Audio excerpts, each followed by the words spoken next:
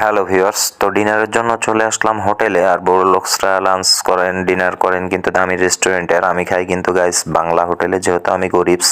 তো ডিনারে অর্ডার করেছিলাম শাক পাতা আর কি এই হাবড়ি জাবড়ি।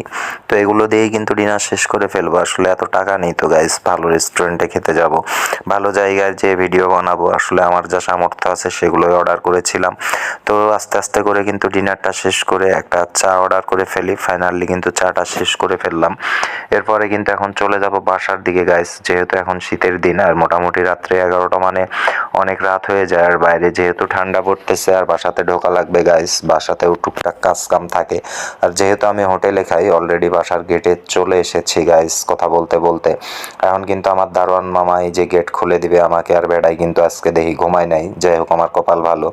তো ফাইনালি কিন্তু বাইক পার্কিং করে এখন আমি সোজা লিফটের জন্য ওয়েট করতেছি। এরপরে কিন্তু লিফটের ভিতরে করে আমি বন বন করে উপরে চলে যাচ্ছি। আর আজকের মতো ভিডিওটি এই পর্যন্তই। আল্লাহ।